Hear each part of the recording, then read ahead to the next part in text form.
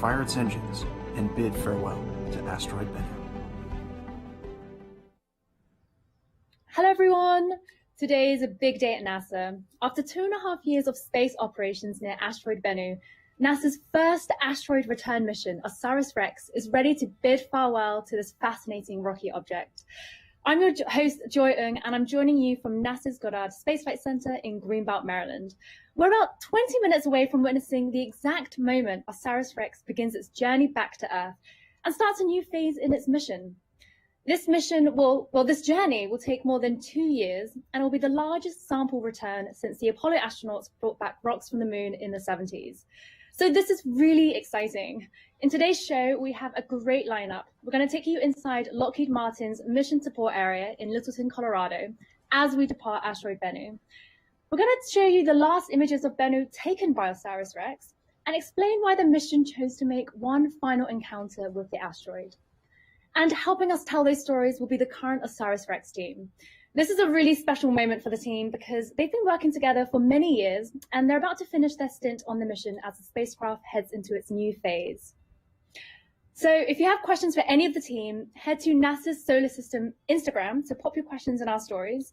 You can also track the mission by following NASA Solar System on Twitter, Facebook, and Instagram, or by following the hashtag #ToBennuAndBack.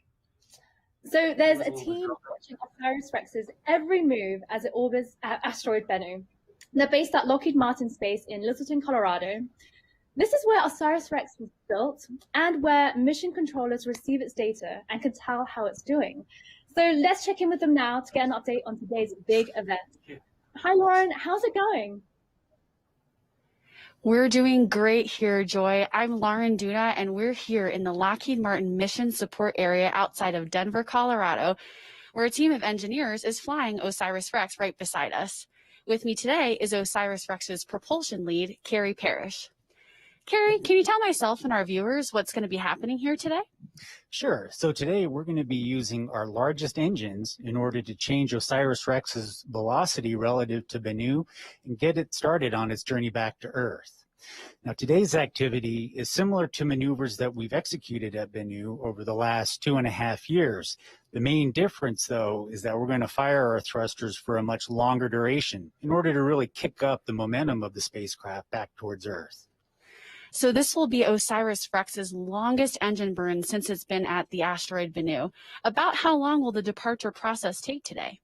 Well, the maneuver itself lasts for about 7 minutes, but our team has been working for the last several weeks to optimize the magnitude of the burn and the direction the spacecraft is facing when the thrusters fire.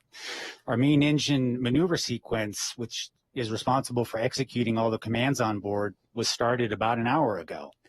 That is so exciting. Well, I know I can't wait for what happens here in just a little while.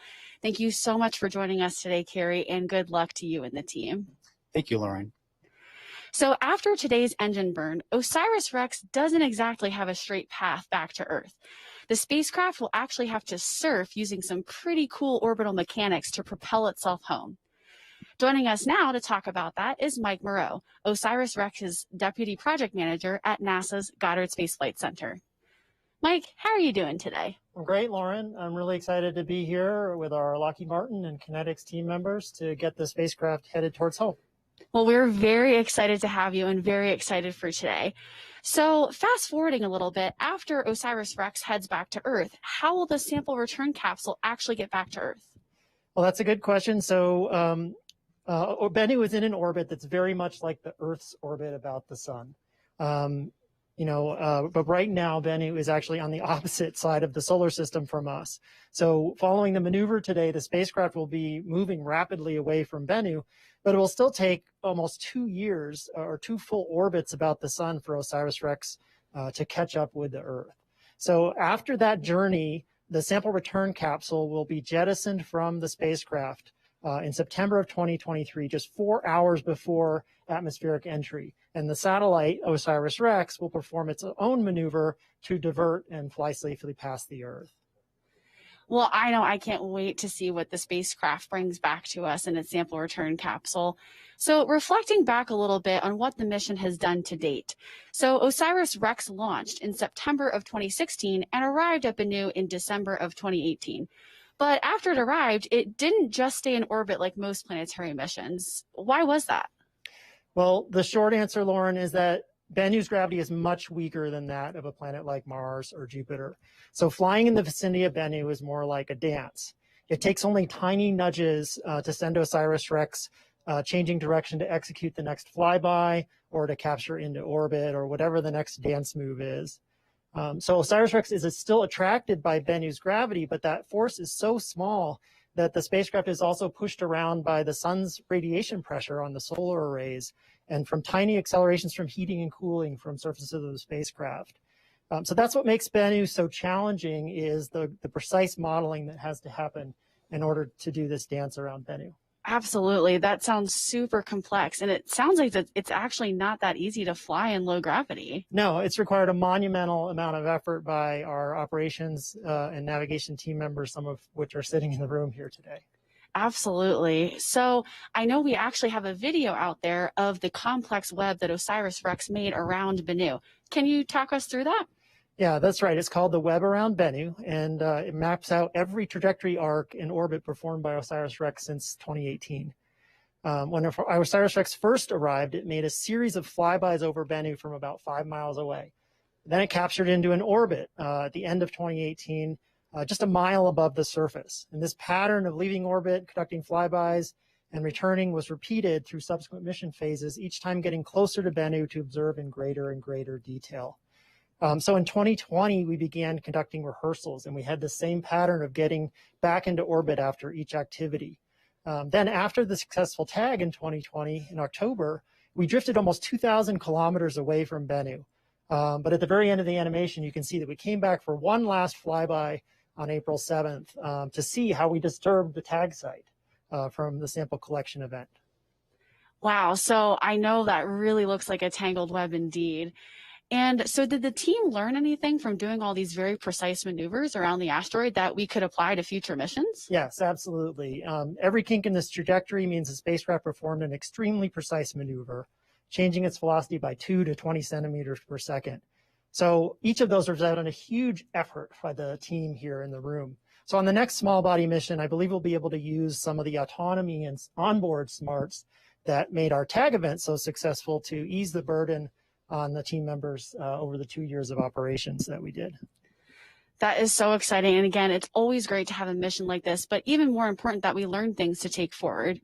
Mike, thank you so much for joining us today. We're so glad you're here, and I know we'll see you back a little bit later in the show. Thanks, Lauren. So as we wait for OSIRIS-REx to begin its journey back to Earth, let's take a brief look at its most challenging event at Bennu, the moment it slowly descended to the surface and reached out its arm to touch an asteroid.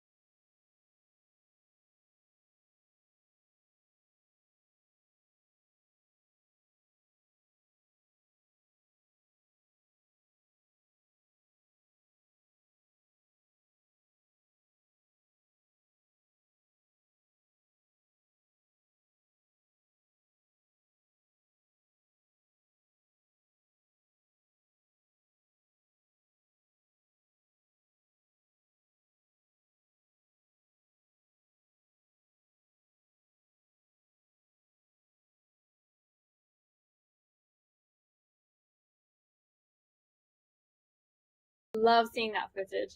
You can see just how much loose material is flying around in those images taken by the spacecraft. TAG was a huge success for the mission. OSIRIS-REx collected a substantial amount of rock and dust, but that success created another hiccup. A little while ago, we asked Ryan Olds, the guidance, navigation, and control team lead, what happened after TAG? Let's hear what he had to say. The tag moment itself, we had no way to really know for sure how much was in the sample head. Seeing those first pictures, me personally, I went from absolute excitement to just being stunned. Initially, we saw we had a ton of material in the sample head, But the more and more images we started to see, the more we started to pause and say, wait a minute, we're starting to lose some of this sample. So we had to look through a lot of these images to determine what was going on, how much sample we had, if there was any risk to stowage.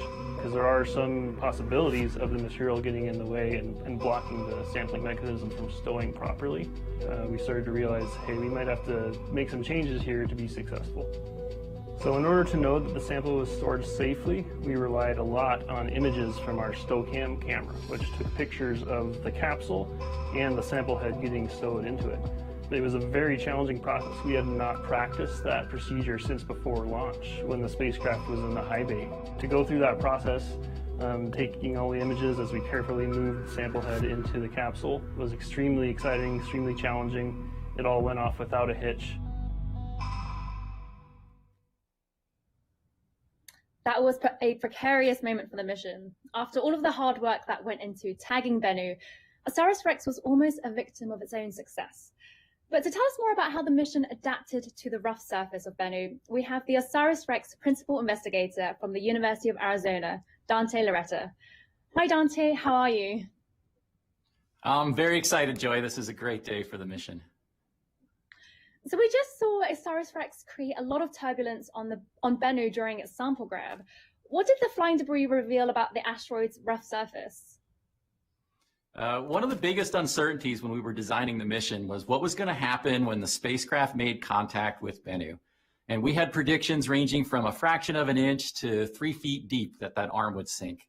We were much more on that latter perspective. The spacecraft was penetrated deeply into the asteroid surface, and the surface responded almost like a fluid. I like to compare it to one of those ball pits at a kid's playground. So we learned that the surfaces of these rubble pile asteroids are very loosely consolidated. Well, that was a really dramatic maneuver. So why do we need an asteroid sample? Asteroids are the geologic remnants from the dawn of the solar system. We want to understand, how did Earth become a habitable planet? How were the seeds of life, those prebiotic organic materials, delivered to Earth that trigger the origin of life and evolution as we know it? So we have to go back to the rocks that date from that time of solar system history, and that is where you find the asteroids. Well, I'm so excited that the sample is finally coming back. So after tag on April 7th, 2021, OSIRIS-REx made its final flyover of Bennu. Why did you send OSIRIS-REx back to survey Bennu after collecting the sample? Well, we've all seen that amazing footage of the day that OSIRIS-REx contacted Bennu and sent that debris flying everywhere. And everybody wanted to know, what did the surface look like?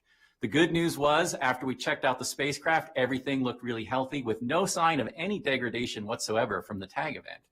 The flight dynamics team also did their calculations and said today, May 10th, was the best time to leave the asteroid to conserve fuel on the spacecraft.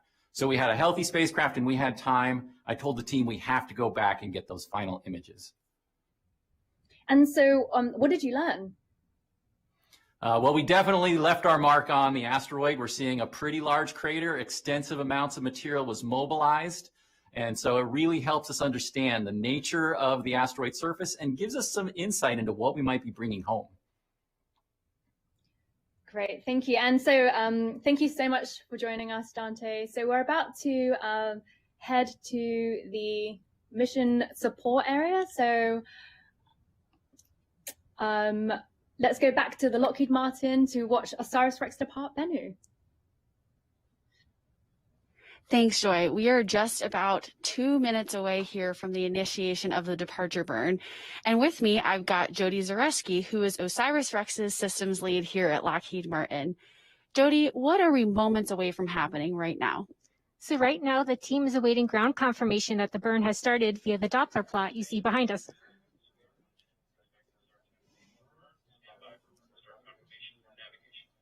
So I'm not sure if you all could hear that, but we just heard the 1 minute countdown has started to the initiation of OSIRIS-REx's engine burn. While we're waiting for that to hit, Jody, one question for you. So OSIRIS-REx is 291 million miles away. What is the communications delay like during that time? So today's one-way light time is about 15 minutes and 56 seconds. Gotcha. So did the team upload the commands to the spacecraft prior to today? We did. All the products necessary to execute today's maneuver were sent this past Friday. That is super exciting. Well, we'll go quiet here and listen to the room as we're just a few moments away.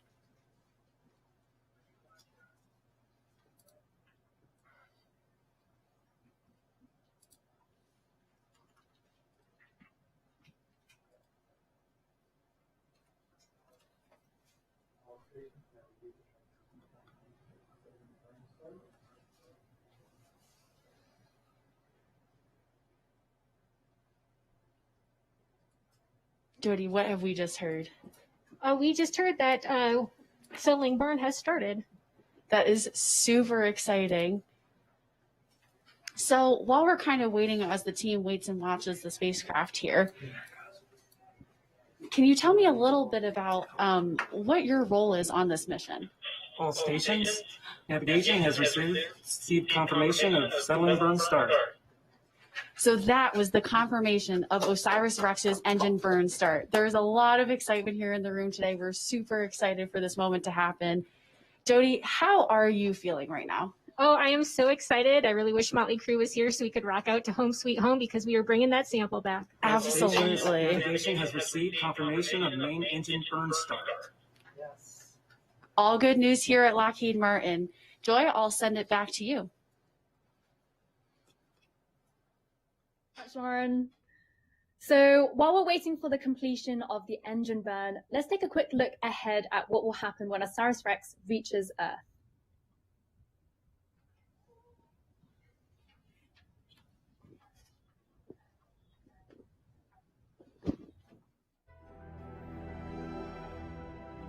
After departing from Bennu, OSIRIS-REx will return to Earth in late 2023.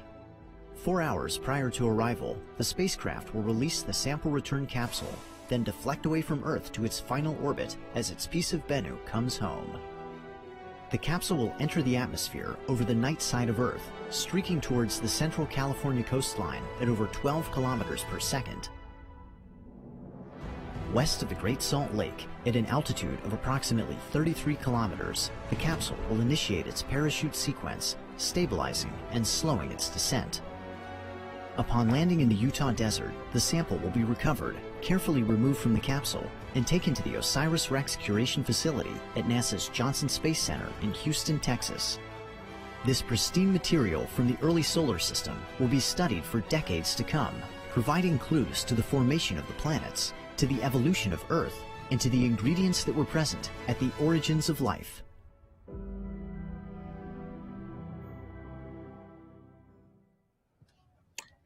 Welcome back. My name is Joy Ung, and I'm talking to you from NASA's Goddard Space Flight Center in Greenbelt, Maryland. If you're just joining us, OSIRIS-REx has fired its thrusters and begun the departure maneuver from asteroid Bennu. We're going to send you back now to Lockheed Martin to watch the rest of the OSIRIS-REx departure from Bennu. Thanks, Joy. We're back here at Lockheed Martin, and joining me again is Mike Moreau, the NASA Deputy Project Manager for OSIRIS-REx. Now, we're awaiting the announcement for 50% completion of the burn for departure. Mike, how are you feeling right now? I'm feeling really great, Lauren. We've got good news. We're seeing on our displays that the burn is executing. We're seeing these Doppler points propagate on the plot, which tells us we're making progress towards the burn, and I think we're a couple minutes away from that midpoint. Well, that is just fantastic to hear. So while we're waiting for that midpoint, let me ask you, do you think this is a mission that we could have done 30 years ago? No way. We're really pushing the envelope with our 21st century navigation and operations capabilities to fly a mission like OSIRIS-REx.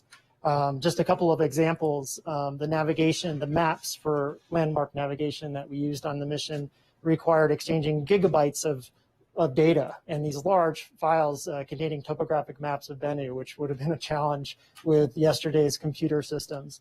Another example. Completed 50% of the ADM burn. Okay, that's the call you were looking for. We're halfway done the burn, so we're about halfway through the 7-minute main engine burn. So that's very good news. Just to finish what I was saying, so the other example I was going to make is the NFT system. For those of you that followed the sample collection event, we had an onboard system called NFT that was used to navigate the spacecraft to the surface. The Lockheed Martin team that developed NFT had to do a lot of work to get that software, which was running processes that we normally do on the ground in our computers here, to get that to fit in the capability of the onboard processor on the spacecraft. So that's just a couple of examples, but there are many things like that where we really had to push the envelope of our capabilities to fly this mission and fly so close to Bennu and ultimately touch the surface. Absolutely, especially something like that natural feature tracking where you're doing such proximity operations to an object that you really need that real-time data and that real-time ability for the spacecraft to maneuver itself. Yeah. So I want to reflect back really briefly. New Year's Eve 2018. I know there's a picture out there of you and the whole team here all dressed up in formal wear to go to work. Why did you guys do that? Okay, well, we mentioned earlier, that's a great picture. It's a great memory for the team. I mentioned earlier that we had our first insertion into orbit December 31st of 2018, and that was an event that was a big milestone on the project. It was the first time we'd ever been that close to Bennu, and we were worried that we might be surprised by something new.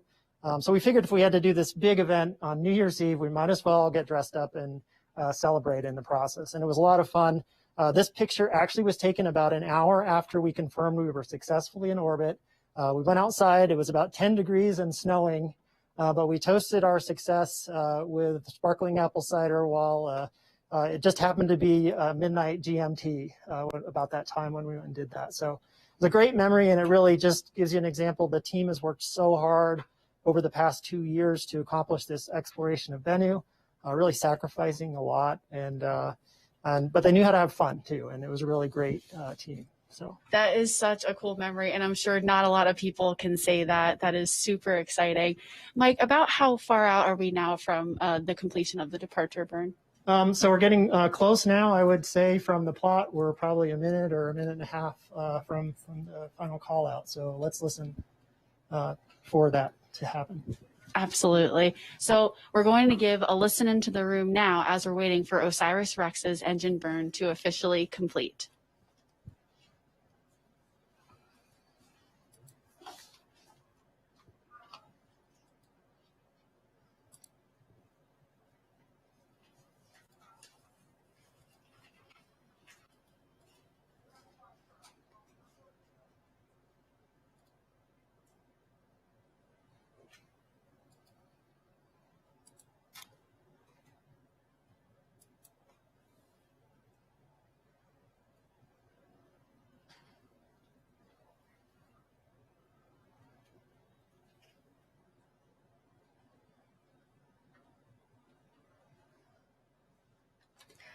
All stations, the ADM burn has completed. We have a nominal ADM burn, and we're bringing the samples home.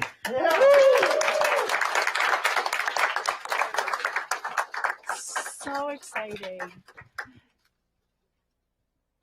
Mike, how are you feeling right now after all the time that you've spent on this mission? Well, I'm very, very excited. I'm thankful that this event is over. I mean, we've done maneuvers like this many, many times, so we had confidence that would go well. But now we know the spacecraft's coming home, or the culmination of all of our hard work. So it's really exciting to be here. It's also a little sad to be leaving Bennu, but that's what we need to do to bring the sample home. Absolutely. Well, I am super lucky to be here witnessing this moment. I know we've also got program manager Sandy Friend here as well. Sandy, after someone such as yourself, I know you and Mike have been on the mission for such a long time. What does this feel like to you right now? Yes, this is really kind of bittersweet. We've spent over 2 years at Asteroid Bennu, really getting to know it. But the prime goal of this mission is to bring that sample home. So we set out, we did what we were supposed to do at Bennu. We've got those samples in hand, and it's time to bring them back. So I'm really excited for this next phase and to see what the scientists learn once they have these samples in hand here back on Earth. Definitely understand that bittersweet feeling. I can't even imagine, you know, how you must feel and how excited you must be. But thank you so much for being here with us today, Sandy. And congratulations again to you and Mike and the entire OSIRIS-REx mission team. Joy, we'll send it back to you for some questions from our other team members.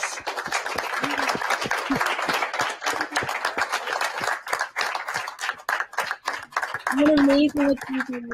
I'm so excited. So joining us now is Dr. Laurie Glaze, who is the director of NASA's Planetary Science Division from NASA headquarters. Hi, Laurie, how are you doing? I'm doing just fantastic. Thank you. I want to say congratulations to the whole team. That was incredible. Nicely done. Nicely done, as always. So what has NASA learned from OSIRIS-REx's success that will be applied in the future? That's a really good question. And you heard Mike speak just a little earlier about the importance of, for example, the autonomous operations that were demonstrated by the OSIRIS-REx spacecraft and the operations team that'll help inform future small bodies missions. But there are a variety of other things we've learned as well. For example, most of our planetary missions take their observations from a distance using remote sensing instruments to help us understand the composition of those planetary surfaces. But it's really rare that we're actually able to collect a sample and bring it back to Earth that we can then use as ground truth to help us calibrate those remote sensing observations.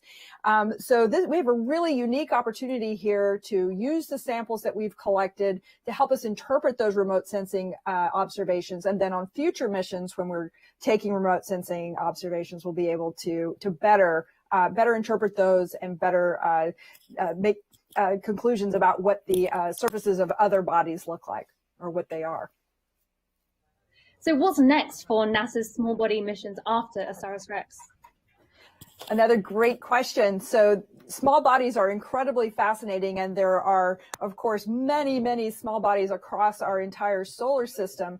And we find them in different locations, and the asteroids we find in each of those locations can tell us little bits or different parts of that story about how our solar system formed and how it evolved over time. And so the next mission that we have ready to go that's going to launch in October of this year is called Lucy. And the Lucy mission is going to go to study a family of special asteroids that are trapped in Jupiter's orbit. It's actually going to visit 7 different asteroids that are called Trojan asteroids in that Jupiter orbit to help us understand the formation of those giant planets and how their history impacted the formation of those different asteroids and Trojan asteroids found in that orbit. And then the next mission after Lucy that we're going to launch is called the Double Asteroid Redirection Test, or DART. And that mission is going to launch in November. So just a month after the Lucy launch, we'll be launching DART. And DART is our first mission in our planetary defense line. And so it has a really important purpose to demonstrate a new capability, test a technique called the kinetic impactor technique, where we're going to show just how well we can change the orbit of a very, very small asteroid by impacting the spacecraft into the small moon of the asteroid Didymos, and the small moon is called Dimorphos. And we're going to impact that spacecraft in there and see just how well or how much we can change its orbit around the larger asteroid.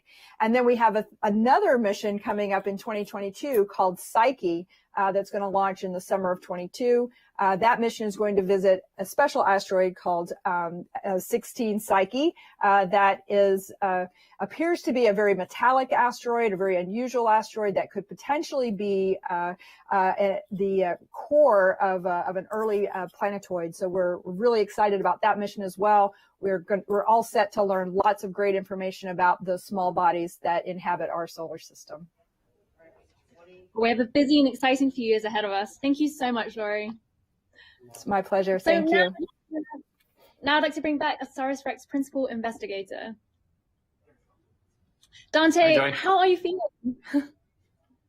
I'm actually a little more emotional than I expected to be right now. We knew this maneuver was coming up, but to see that Doppler plot and to know that those engines fired, it's just an amazing sense of pride and accomplishment. I couldn't be more excited for what this team has accomplished.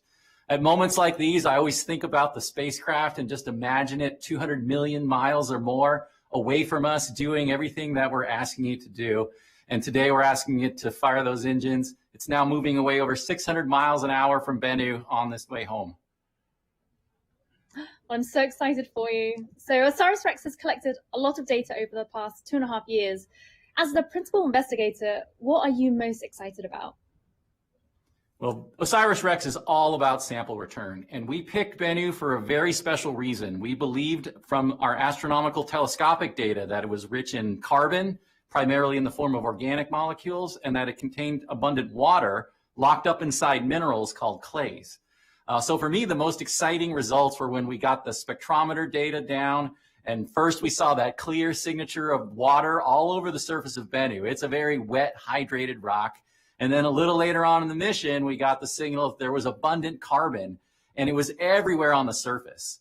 We picked a great sample site, Nightingale, which we think is going to give us wide representation of the different rock types on the asteroid. So everything I hope that this mission would deliver in terms of the sample, Bennu has given us. So we've done our job. We got the sample. Now we fired our thrusters and we're on our way home. It's time to look forward to what I call the ground game. Well, huge congratulations again. And most of the people on this team have been together for a long time and have performed flawlessly throughout the mission. So what do you think has made this team so successful? Well, building this team culture was one of the biggest jobs of the leadership group. And we knew right away, you're bringing together people from an academic institution, from an industry partner, from a government agency, and there's different backgrounds, different cultures, and different motivations. But we very quickly came together. We were not University of Arizona, Lockheed Martin, and NASA. We were OSIRIS-REx. We had a mission. That mission was to build an amazing spacecraft, literally do some world record-setting astrodynamic maneuvers around the asteroid and collect that sample. So that common sense of purpose and that unity is what made this team work so well together. Thank you, Dante, and congratulations to you and the entire OSIRIS-REx team. Thank you. So, welcome back. My name is Joy Ng, and I'm talking to you from NASA's Goddard Space Flight Center in Greenbelt, Maryland. If you just joined us, OSIRIS-REx has officially left asteroid Bennu, and it's on its way back to Earth. So the OSIRIS-REx mission is not over, though. It enters a new exciting phase, delivering the bounty of asteroid sample back to Earth. So we're going to be talking to two people who cannot wait to get their hands on that sample. We have Nicole Lunning from NASA's Johnson Space Center in Texas, and Jason Dworkin from NASA's Goddard Space Flight Center in Maryland. Hi, Nicole and Jason. Thank you so much for joining us. So this is a really exciting time for you both because your work is just beginning. Absolutely. It's a thrilling time.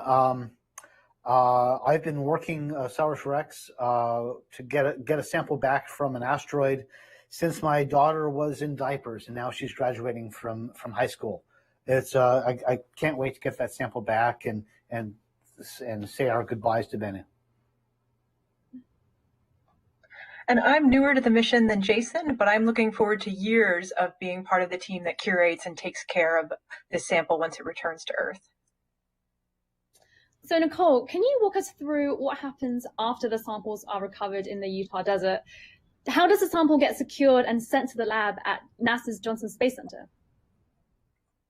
So after the sample return capsule is recovered, it will actually be taken to a portable clean lab we'll set up in Utah for a sort of preliminary disassembly, where the part of the sample return capsule that contains the Bennu material will actually be packaged then into a travel box that will keep it in a nitrogen atmosphere to protect it from contamination from Earth's atmosphere. That will be flown on a plane to our lab at Johnson Space Center that we're currently building, and there have been careful documentation processes of building it, as well as choosing materials to limit very much what the asteroid material will be exposed to really protect it.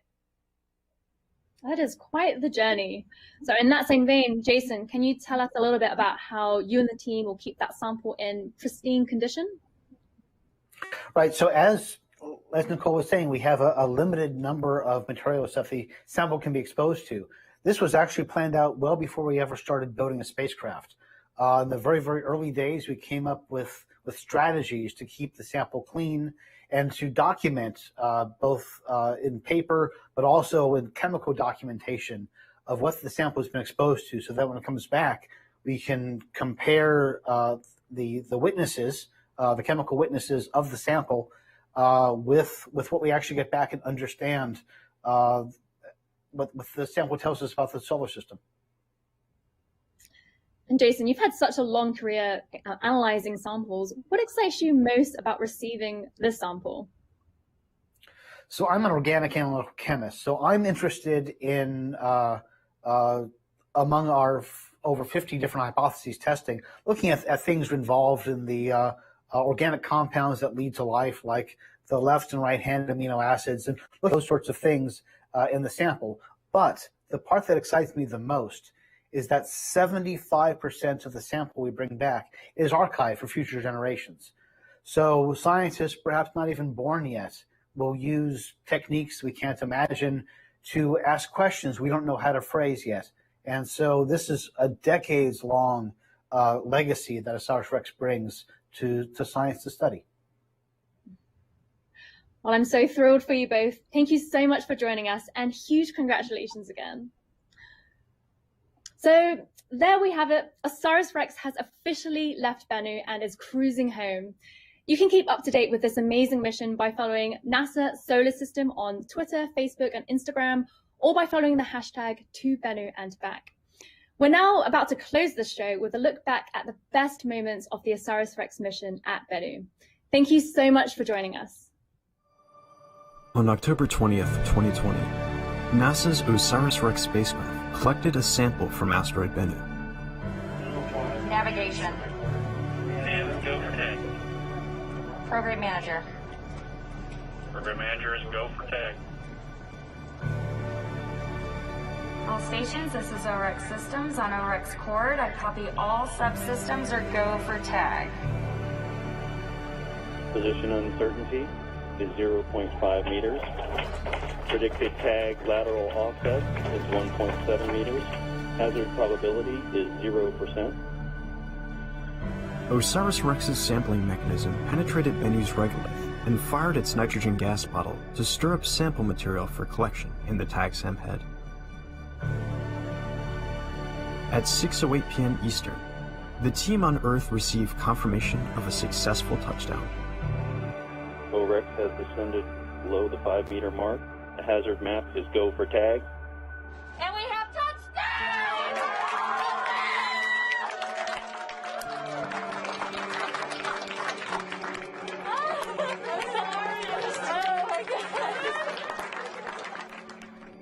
After spending approximately 6 seconds at the surface, OSIRIS-REx fired its thrusters and backed away from sample site Nightingale. Images taken a few days later by the SAMCAM camera showed rocks and dust escaping the sampler head. The team believed it collected a sufficient sample and decided to seal the TAG-SAM to preserve the remaining material.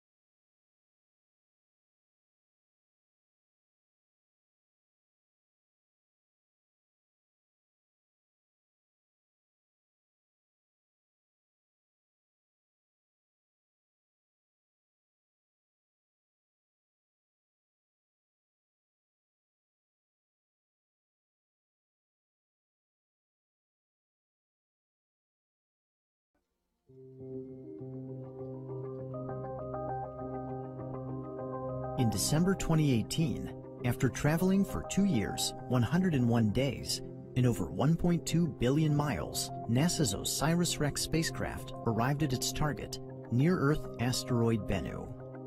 OSIRIS-REx is the first mission to explore this primitive remnant from the origins of the solar system, designed to study the asteroid and return a sample to Earth. Bennu is a dark, diminutive world, roughly the height of a skyscraper, and now the smallest body to be orbited by a spacecraft. Prior to arrival, it was known to have low thermal inertia, a characteristic of fine-grained materials like sand. An infrared spectrometer on OSIRIS-REx confirmed this property, leading scientists to expect a predominantly smooth surface. But the first close-up views of Bennu delivered a major surprise. In exquisite detail, the mission's cameras revealed an unrelenting rockscape dominated by boulders. By combining these images from OSIRIS-REx with its laser altimetry data, we can take a tour of Bennu's remarkable terrain. The first stop is Simurgh Saxum. This prominent boulder defines the asteroid's prime meridian and serves as the basis of its coordinate system. In Persian mythology, the Simurgh is a large and benevolent bird and the possessor of all knowledge. Saxum is Latin for stone. To the northeast lies the largest boulder on Bennu. Measuring over 300 feet in length, Rock Saxum is a colossus longer than a football field. It is also rich in a type of iron oxide called magnetite, which was used by mariners as an early form of magnetic compass. In Arab folklore, the rock is an enormous bird of prey that can clasp elephants in its talons, as well as stranded sailors like the hero Sinbad. Continuing northeast over the equatorial ridge, we arrive at Gargoyle Saxum. This striking boulder is among the darkest on Bennu, though it clutches a much brighter rock that is about the size of a person. In medieval legend, gargoyles are dragon-like, winged monsters that can breathe fire and that guard cathedrals from evil spirits. Our next destination takes us far to the east.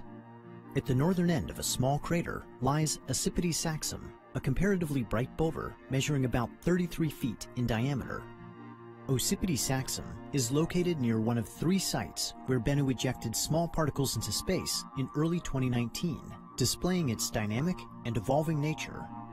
In Greek mythology, Ocypete is one of the 3 harpies, the half-maiden, half-bird personifications of storm winds, who would carry evildoers away from the earth. In the creation stories of ancient Egypt, the universe began as a formless, endless expanse of water. From this primordial sea arose the primordial mound, Benben.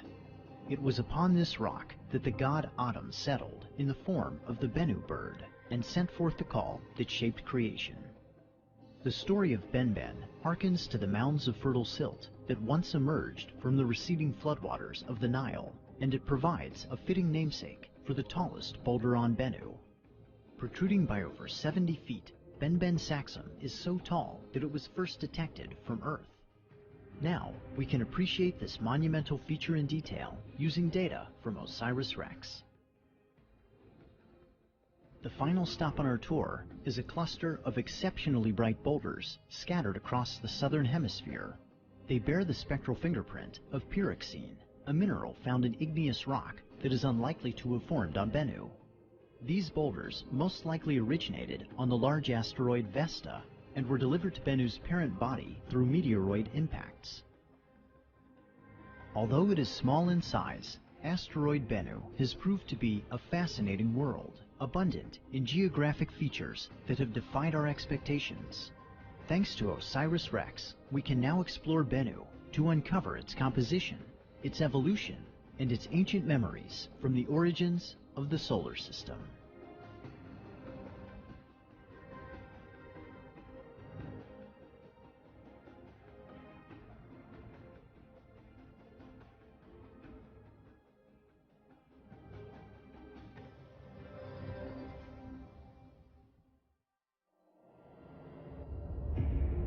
As we started to approach Bennu from a distance and it started to fill up the camera field of view, it looked exactly like we thought it would, with a few boulders sticking out. But as we got closer, we expected to see a very sandy surface with maybe a few boulders here and there.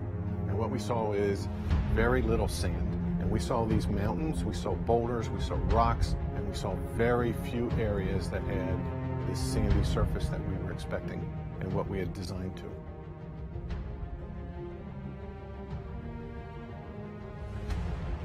We have never done this before. We're actually going to collect a sample and bring it back down to Earth for further examination by scientists. In order to achieve that objective, the OSIRIS-REx spacecraft has been navigating around Bennu for about the last 2 years, studying it in great detail. and also overcoming a number of challenges that Bennu has presented. We were looking for locations on Bennu that were 50 meters in diameter, relatively flat, and covered with fine-grained material. And by fine-grained material, I mean stuff that's the size of a dime or smaller. We realized that there were no sites on Bennu that even came close to meeting this criteria. Everywhere we looked was too small and covered with boulders. So we actually had to fly a number of additional closed passes over the asteroid and rethink our entire plan for grabbing the sample. After the additional observations of Bennu, we had to down-select to 4 sites, and then go back and survey those sites even further to select the final primary sample site. My first impression of Nightingale is that's the last place I wanted to go. But as we started looking at other sites, we saw that 1, this is probably one of the most sampleable sites, and 2, we were overperforming in our navigation capability and our ability to contact. Natural feature tracking works a lot like the human mind in that we pick up landmarks along the way. As we descend, we look at features on the ground. We program the computer to recognize certain features. It takes a picture, says this feature is not where I expected it to be, it's a little bit off to the side, updates its position based on where it's pointed and where that feature shows up in the camera position. The tag event is our touch and go event, which is where we'll actually be retrieving the sample from asteroid Bennu. We start with a series of maneuvers, one of them being the checkpoint burn, which is where we'll actually check our position and velocity in relation to the sample site. And then the match point burn, about 10 minutes later, will zero out our horizontal velocity relative to the surface. And then about 10 minutes after that, we make contact with the tag SAM, fire the gas bottle, and then back away. And we hope to get at least 60 grams of sample, and then we'll be able to store that and bring it back down to Earth. But there are several things that could go wrong, and we also have to be prepared that we won't be successful on our first try at Nightingale.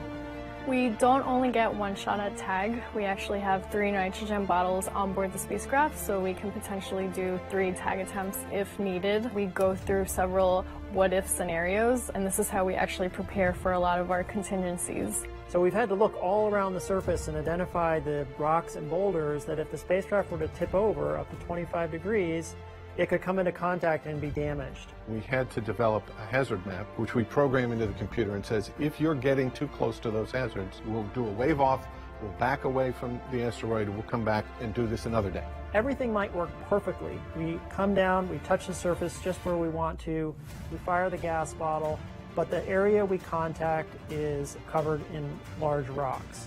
Those rocks would prevent any fine-grained material from being stirred up and captured in the tag SAM head. Another similar scenario is if the tag SAM were to touch on the edge of a boulder and become tipped up.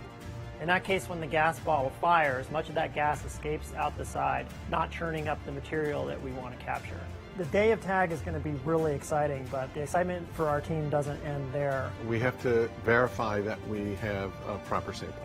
First, we're going to image the tag SAM head by sticking it in front of one of the cameras. Then we're going to do a maneuver called the sample mass measurement, in which we stick out the arm and we spin the spacecraft in order for us to decide if we've collected enough mass to be able to stow the sample and return home, or if we have to try again. This is the culmination of a lot of work. It's probably one of the most exciting missions that I've worked on. It is really exciting to know that we're finally going to be able to touch the surface of the asteroid and collect the sample to return back to Earth.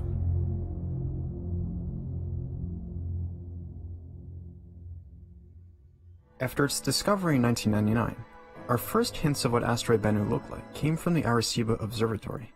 Then, as the OSIRIS-REx spacecraft made its way to Bennu, the asteroid grew in detail from a few tiny pixels to a surprisingly rugged world, littered with giant boulders.